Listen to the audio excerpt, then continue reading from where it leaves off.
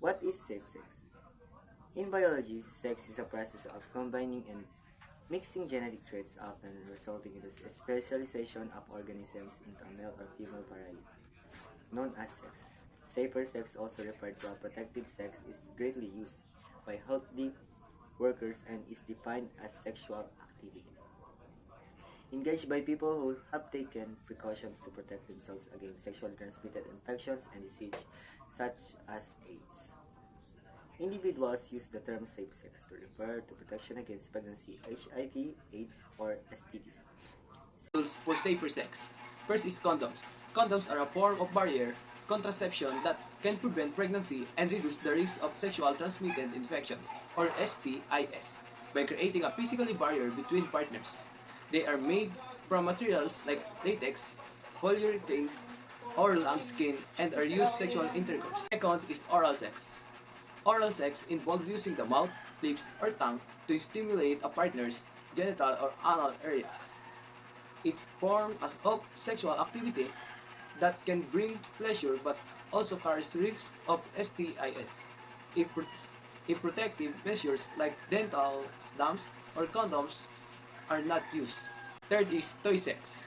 Using sex toys can be a way for individuals or partners to explore sexual pleasure. Toys can vary widely from vibration, dildos, to anal beads, and more. It's important to use them safely, including cleaning them properly and using the right lubricants to prevent injuries and infections. Fourth is masturbation. Masturbation is a normal and healthy sexual activity where an individual stimulates their own genitals for sexual pleasure. It can help one learn about their body and sexual preferences. 5 is moral constraints. These are ethical or moral beliefs that guide individuals in their sexual behaviors and decisions. This can vary significantly between different cultures, religions, and individuals. 6 is contraceptive pills. These are oral medication taken by women to prevent pregnancy. They work by altering hormone levels to prevent ovulations, and they require a prescription. There are various types, including combined pills and progestin-only pills. As is contraceptive injections. This method involves a hormone injection given to women to prevent pregnancy. Precautions for safe sex. Today's individuals protect themselves and each other from incurable and life-threatening diseases. Some of the precautions that have caused individuals to become more cautious when indulging in sex relationships, such as avoidance of physical contact, also known as autoeroticism. Number 2, non-penetrative sex. And number 3, an example of a barrier protection would be the use of either female or male condoms, dental dam or latex sheath, medical gloves, clean dildos, or other sex toys. Risk or consequences. Risk is classified as either being documented or theoretical. Kapag sinabing documented risk, ay ang mga risk na na-verify sa pamamagitan ng scientific na pag-aaral at pagnanaliksik. Pag sinabi namang theoretical risk, ito naman ay ang mga risk na nakabatay lamang sa haka-haka o hindi pa napapatunayan. The risk reduction of safe sex is not absolute. Means na ang panganib sa safe sex ay hindi pa ganap na sigurado. There are many consequences of sex, whether safe or unsafe. Maraming consequence pag kayo ay nag-sex, safe man o unsafe. Maaring unintended pregnancy, maari din kayong magkahawaan ng sexually transmitted na sakit tulad ng HIV at AIDS. Pwede rin sa emotional, guilt, regret at pagkasira ng relationship. Psychological consequences. The most psychological safe situation for a sexual relationship is the dynamics of a loving, committed relationships like a marriage. Premarital sex is likely to cause feelings like shame, guilt, and or rejection. This may later develop into low self-esteem and chronic depression.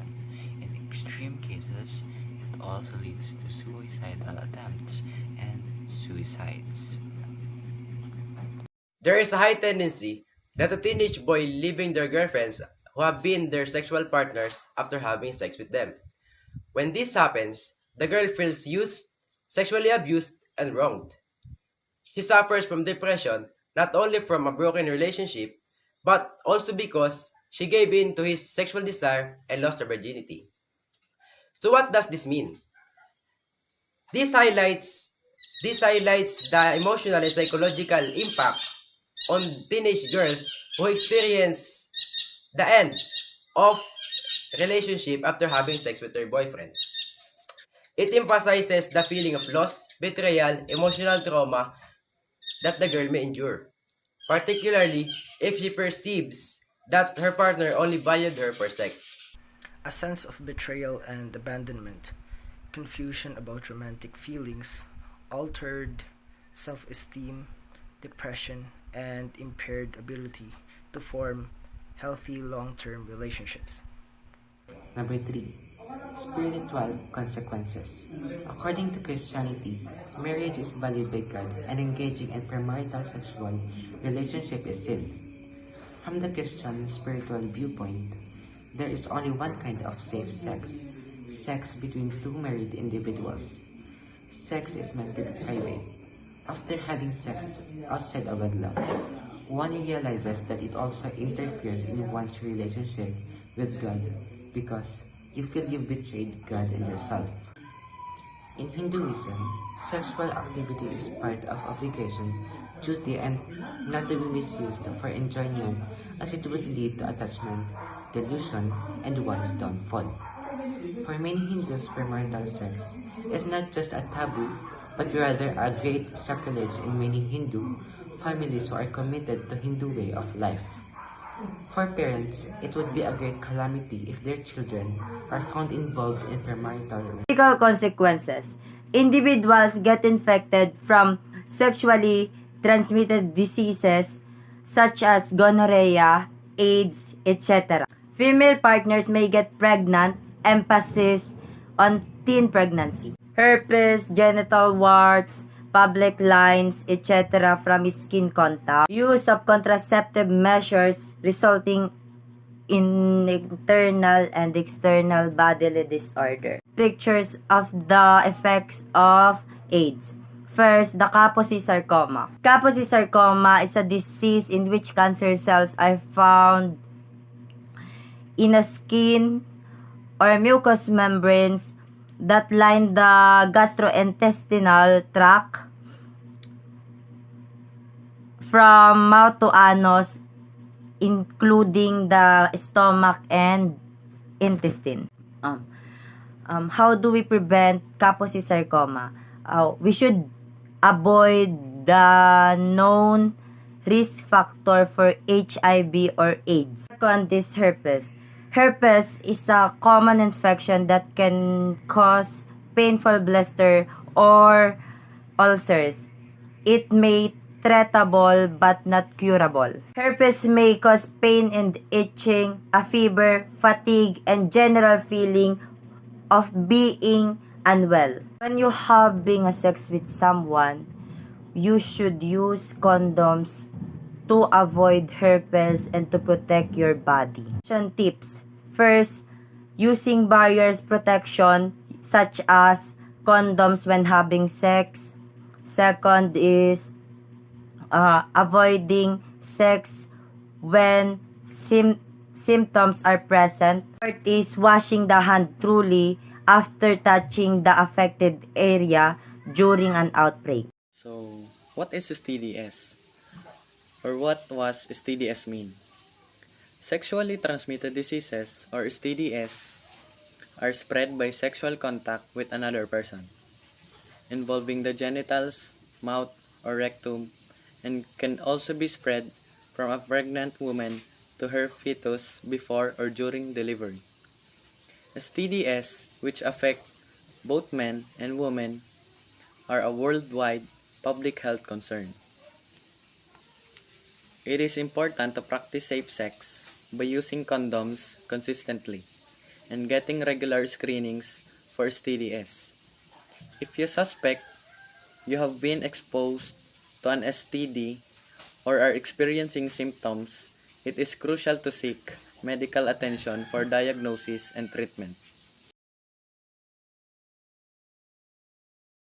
The only way to prevent STDIS or STDs if choose to become sexually active is barriers. Barriers are objects that prevent sexual organs from touching another person's during a sexual activity. We all know that using condoms can prevent safety. How does female condom work? They cover the inside of your vagina, creating a barrier that stops sperm from reaching an egg. If sperm can get to an egg, you can't get pregnant. Yes, that's true. How does male condom work? By keeping semen, the fluid that contains sperms, from entering the vagina. The male condom is placed on the penis when it becomes erect. It is unrolled all the way to the base of the penis, while holding the tip of the condom to leave some extra room at the end. So what I'm going to discuss is the proper use of female condoms. Step 1. Open carefully with fingers. Step 2. Put lubricant on closed end. And step 3 is to squeeze the inner back ring together with your fingers until it makes a line. So this is what I'm talking about. You'll have to perform this specific hand gesture as to squeeze it to be able to make it hard enough to insert it inside the vagina. This is your vagina. Like you already inserted it inside. You'll have to pull it out, like really gently. Consent for sexual activity. Red. Signs you should stop. You or a partner are too intoxicated to gauge or give consent. 2. Your partner is asleep or passed out. 3. You hope your partner will say nothing and go with the flow. 4. You intend to have sex by any means necessary. Yellow. Signs you should pause and talk. Number 1. You are not sure what the other person wants. Number 2. You feel like you are getting mixed signals. Number 3. You have not talked about what you want to do. Number 4. You assume that you will do the same thing as before. And last, number 5. Your partner stops or is not responsive. Green. Keep communicating. 1. Partners come to a mutual decision about how far they want to go. 2. Partners clearly express their comfort with the situation. 3. You feel comfortable and safe stopping at any time. And last, partners are excited. Good day everyone. Today we will be playing a game called Facts or Fiction game. I'll be asking 2 questions and you need to identify if it's fact or fiction. Are you ready to rumble? Let's begin. Fact or fiction? To be prepared, it is always a good idea to have a condom in your wallet. It is a fiction because in stories, having a condom in your wallet can be like having a safety net showing that you're prepared for unexpected situations or romantic encounters. It can make the character seem responsible and aware of potential risks. However, it's important to remember that in real life, storing condoms in your wallet isn't the best idea. Wallets can get warm and moist, which can degrade the condom and make it less effective at preventing pregnancy and sexually transmitted infections. So, while it might seem like a good idea in fiction, it's not the most practical or safe choice in reality. 2 condoms are better than 1. I give you 5 seconds to answer.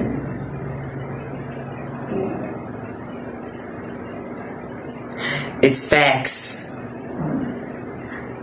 Second question. Women are more likely to contract STIs, less likely to have symptoms, and more likely to suffer from great consequences from STIs than men. I give you again 5 seconds to answer.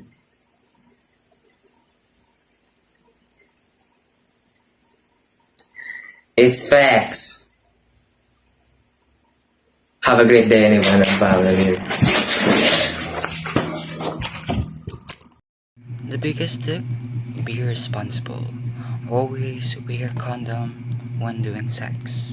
Avoid sexual contact if you have symptoms of an infection or if you are being treated for an STD or HIV. Prevention is better than cure. Be reserved in what and how you choose to do. Make sure you don't put yours or anyone else's life and future at stake. Stay safe and be healthy. Satisfy your needs in a proper way. Save sex, try safe sex. Play safe. This is the presentation of Creighton Rizal, male in Science 10, Quarter 3. Bye.